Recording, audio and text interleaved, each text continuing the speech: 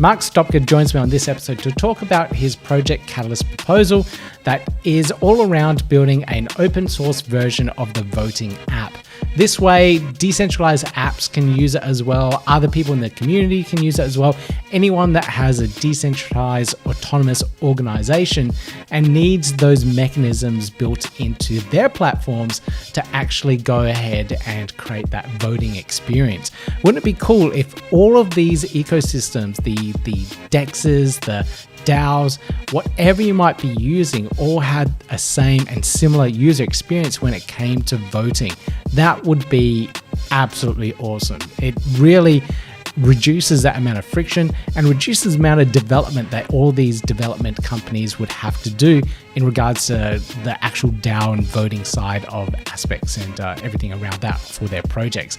Now, Mark has a huge wealth of knowledge in the Cardano ecosystem because he doesn't build on top of Cardano, building dApps and whatnot. He actually builds Cardano itself. So that layer a little bit further down where a lot of us don't get exposure to, but is open for anyone to actually join in and contribute. And he's one of those people that contributes on that level. So absolutely awesome that he is coming on the podcast to talk all about his proposal. So let's get into this interview. Yeah, gotta do it like that. You've been listening to the Learn Cardano podcast. So before we get into the app and the details around that, can you tell everyone a little bit about yourself? I completely made an ass of myself, embarrassed myself because I didn't know who you are and how you contribute to the Cardano community. So can we start off firstly, how'd you got into the crypto space and what you actually do for the Cardano community? So I joined the crypto space relatively early on, as being interested in technology. I'm from Czech Republic, where Bitcoin became very popular very early on, probably because of our history with monetary reforms and so on and so forth. And after engaging with the community of cryptocurrency in general, early on, I kind of disengaged myself and went to build quite a good corporate career in areas of IT governance and data storage, backup and recovery, and so on and so forth. And then in 2017, when during the big bull run back there, I was kind of looking on where to move next from Bitcoin, and I discovered Cardano. So I joined in 2017 and been part of the community since then. Yeah. As far as what I do within the Cardano community, I started a stake pool during the ITN. I got myself familiarized with a big part of the OG community back then, and been present ever since on Twitter and supporting some ideas and poking fun at others. That's what we do on Twitter, right? Well, what's your stake pool ticker? Oh, I don't have a stake pool mainnet. Oh, okay. I didn't find the incentives within that ecosystem to be able to support my goals, so I decided to disengage with that and moved elsewhere. Okay, but you do a lot of coding for various tools for stake pools. Is that correct? Yes, that is correct. My team does the networking library that supports the CNCLI tool, which you may be familiar with. Yeah.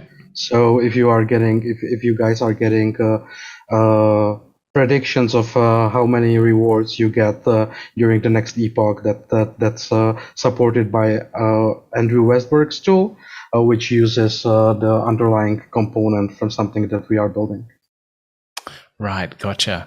Okay, so what are your goals then within the Cardano ecosystem? So if you're not running a stake pool, you're building, contributing to all these things. Like what's your end goal? So I think when people look at Cardano ecosystem itself, they need to understand that there are two very different perspectives. One is building Cardano itself, and then there is building on Cardano. So I tend towards the stream that wants to build the Cardano itself as opposed to building the apps and so on. So we are building the very core elements of the ecosystem on that front. Wow. Okay. Way above my pay grade then. Okay. Very good. Well, everybody is invited to join the party, All you need to bring is our skills and good ideas. Indeed. And you're bringing your skills and knowledge to your Catalyst proposal that you're doing, the open source Catalyst voting app. Can you tell the audience a little bit about what that is? Yeah, let me maybe talk about Catalyst a little bit and where I see it. Sure. So Catalyst started about a year ago. With Fund One, which was private. Then based on the retrospective from Fund One, Fund Two emerged, and lots of people within the community submitted their proposals. Some emerged, some didn't, and we've been going through this experiment for about a year. And now with the DApps coming online, I think there will be a need to sort of fan out within the ecosystem and overall governance of both Cardano and applications being built on top of Cardano. And within the Catalyst, we are running 3-month sprints from fund to fund and so on and so forth. And I think there will be a need for to support the DApps with governance tools that may have different requirements. So while there is an idea of Catalyst natives within Catalyst itself, where you as a DApp developer may bring your application, may let your community engage and ask for funding. I think that the processes that currently support Catalyst may not be able to support all the DApps, certainly not the DApps that I am involved in.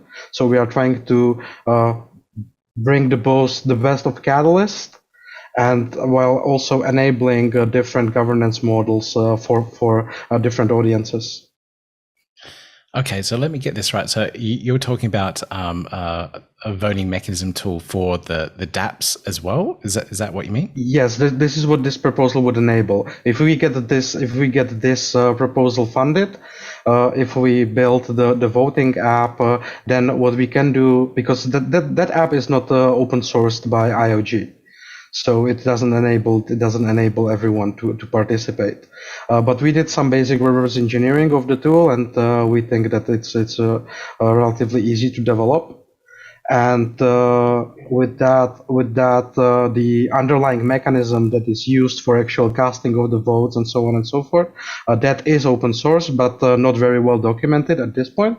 So what we are really looking at is to enable the Cardano ecosystem at large to utilize those cryptographic primitives, such as German-Gundor sidechain. With fun fact, that was the tool that was powering the incentivized stake pool testnet. So that's why I have quite a visibility into that, because as I said previously, I've been part of the ITM. Gotcha. Okay, so it really taps into more than just voting in general. So I'm just trying to get this clear. So a DEX, for example, that has a token built into their platform, and they're using it as a DAO, a decentralized autonomous organization. So they can possibly use this app on their platform, so users can vote through various things. Correct?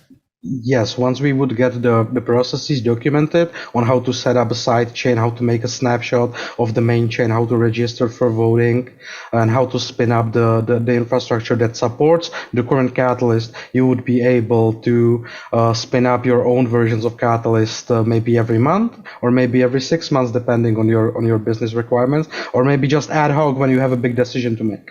Gotcha. Okay. So I didn't realize there were all those other aspects, the sidechain things of doing the snapshots and all that. So that's not documented very well. And this app would allow you to spin up all those aspects for you as well. Is that right? And yes, that is correct. We would use the resources provided by this proposal to document the relevant processes, evaluate the available tools, and perhaps build the tools of our own if we find it within developer ecosystem that those tools are not viable to support all the business requirements of the app community. Gotcha. Okay. I'm learning quite a lot tonight. I didn't realize it was so complex. I thought, just magic happened on the blockchain. It was easy enough to read, like someone does like a CLI thing and just goes, yep, okay, that's all the wallets registered, and we can get that and store it in a database or something. A lot more complex than that, right? To a certain extent, that is, and to a certain extent it doesn't. How it works is that German underside chain is spin up with the Genesis block. But you need to somewhat aggregate that state of the blockchain into the Genesis block. So that is a transformation that needs to happen. And what we are looking at is to support different voting dynamics. So imagine that instead of just evaluating and determining your voting power based purely on the amount of certain token, which within Catalyst is ADA, within different it could be different tokens, or even combination of both. Let's say you as a DApp have a partnership with a different DApp. You could calculate the voting power as some sort of ratio between those tokens. In addition to that, what is the concept that I would like to evaluate is the concept of increasing voting power over time. So the longer you hold a certain token, the more voting power it would give you. Yeah, because it's kind of like you're an OG in the community. You're highly dedicated. OG is one thing. The other thing is that it eliminates some sort of adversarial behavior, but on the other side, it enables other, where a system with dynamics can be corrupted through a group that comes in and acquires a certain amount of voting power within the system in order to vote on something that is not in favor of the protocol itself, then in order to put their protocol ahead. So this is something that we are talking a lot about within the app community when we talk about governance.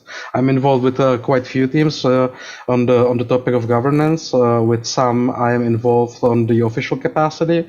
With some, we just meet and debate different things on how to get things done and what are the ideas within the ecosystem. Wow. Okay, it gets a lot more complex than I thought it would. Okay, it's good that you guys are all working hard on this and thinking it all through. So it's all done properly.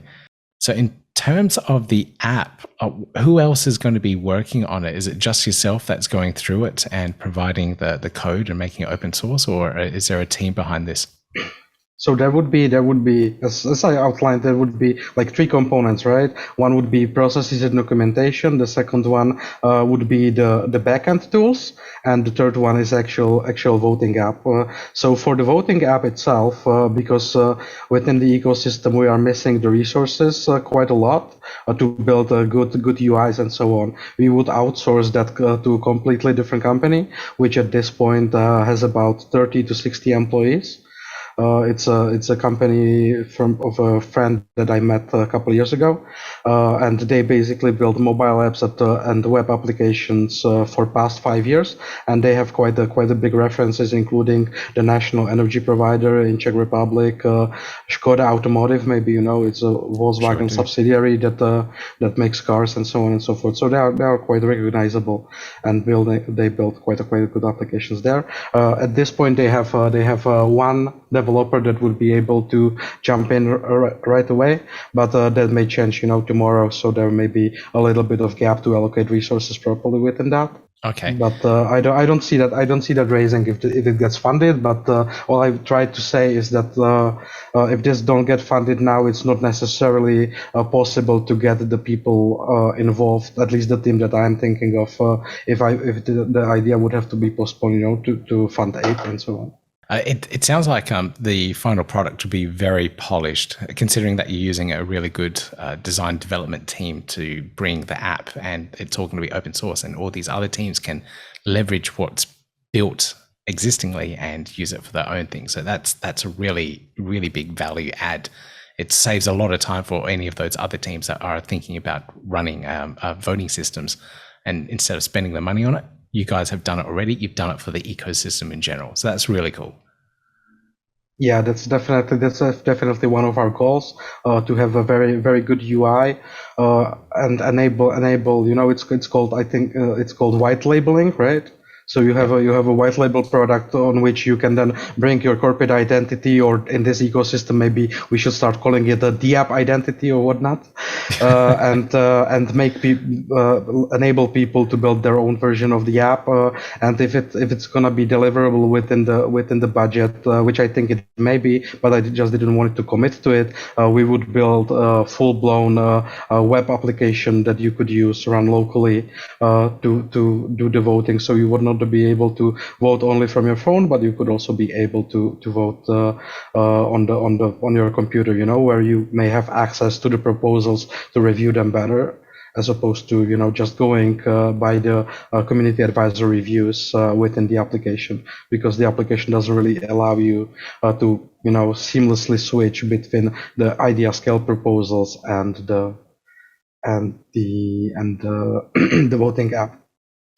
Yeah, I did find that user experience a little bit clunky. And I also noticed on the Cardano forums, users saying, does it have to be a smartphone?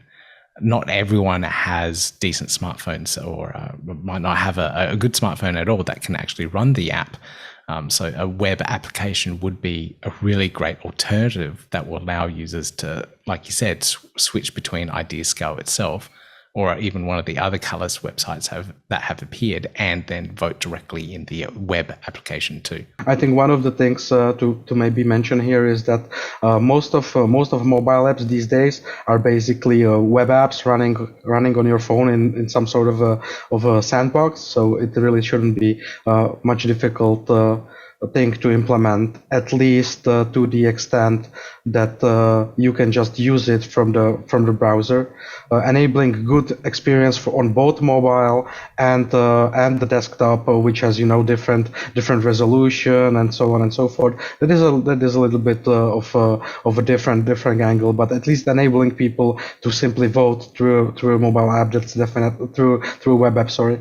That's definitely within scope. Just the level of the user experience will differ depending on the final budget allocations and so on. Okay. Well, talking about budget, how much are you asking for all this to be delivered? I believe we are asking for 75,000, out of which most funds will go towards the third party, which will build the application and hopefully will also be allowed to maintain it over time. And then we are asking just for admin costs of 7,500 to build the documentation and do the proper project management and build the backend tools, and another 7,500 to do the vendor relationship management, and hopefully establish a set of processes on how newcomers within the Catalyst ecosystem who don't necessarily have all the required competence to build all the pieces of the proposal they want to bring to fruition, to engage external third parties to outsource some pieces of that overall idea. And I can see the fund for DAOZ, there's 500,000 up available, so it seems like it can very well be within budget, and have other projects voted through on that challenge as well. So it's quite possible that it can get through with that amount of budget that you're asking for. Yeah, I definitely hope so. So what time frame would this all be delivered in then? So if this gets funded in Fund 7, when would all these dApps be able to get their source code? Considering most of them will be launching maybe February, March in 2022 and maybe mid-year. A lot of them would like to be able to let the communities vote within their ecosystem. So when can they possibly get their hands on the code? We would start developing the app in a completely transparent and open source manner from day one. But we expect the minimal viable product, which we already plan to be better than the current voting app, within 3 months after the vote. Very cool. That's very fast. That's good delivery time as well. So fingers crossed that when you have access to a bigger company like that, yeah. What can happen, is that right now there is just one resource free, right? But let's say 3 weeks later, some project for them finishes, and they have a spare capacity. They can just throw in that resource into the delivery, into a different project. And given that these people are used to work together already, they have set up expectations from one another and internal processes set up in order to support this sort of agile development. So I think that's another value that we are bringing into the ecosystem. That's great. All right, I can't wait for this. It'd be really nice to have a different experience, more flexibility, and seeing other decentralized apps actually use their voting mechanism and what you guys could possibly deliver for the ecosystem. Maybe a final pitch for the team. I'm working on this with Carl Solomon from the Frog Pool, who is also supporting drip drops. So the team behind the proposal is definitely rock solid. Definitely, yeah. Carl's pretty cool. he's a veteran now in the Project Catalyst space. I think he's how many proposals has he's gotten through over I think five. Yeah. He knows what he's doing. He definitely knows what he's doing. Yeah, but because we've been engaged with Catalyst, we also see the problems of Catalyst. So one other idea behind this proposal is that, especially within the developer ecosystem, we see very poor quality reviews being done by the community advisors. Which this app, which we already have in a features requirement for this app, it would be that instead of relying on community advisors that you don't necessarily know, you could subscribe to my recommendations, Carl's recommendations, Andrew Vesber's recommendation, or whoever else that you within the community you trust. Maybe even yourself. So instead of people just needing to watch your videos, we could provide links to your videos of the proposals that been reviewed by you directly within the app, and so on and so forth. So this would provide more opportunities for the voters to consume content, as well as for the proposers to reach out to the respective communities with the high quality content. That's a really cool value add to the app. I didn't think of that. And do you think with the community advisors, the voting scores that aren't so good for the developer ecosystem is because the community advisors aren't technical themselves, they're not developers, and they don't understand what is being built? Yeah, I believe so. And it's not only because I think mostly it's the visibility into the tools. If you are not a developer, you are highly likely not gonna know what the developers use. And because developers like to build as opposed to going on podcast and reaching out to the community, especially within the when you are building the very core tools that support all the cool stuff that people use, like CC Vault wallet and so on and so forth. There are tools that support those tools. So when there is this lack of visibility, then it creates some sort of a distortion within the market, and I think this could address a lot of it. You could subscribe, as I was talking about those review feeds and recommendation feeds. You could just pick your list of applications that you use, and you could right away see on that the apps or the other applications within the ecosystem would provide a star review or percentage review on how much they rely on that particular tool that is being funded or asking for funding within the developer ecosystem challenge, for instance. Wow, it's really cool having your perspective of everything that's in the ecosystem and around Project Catalyst, because now you know that you need to highlight these particular aspects. That's amazing. And if you can build that into the app as well, that'll make a huge difference, I think. I also like the idea of being able to refer your vote to a specialist or someone else in the ecosystem. So this was a part of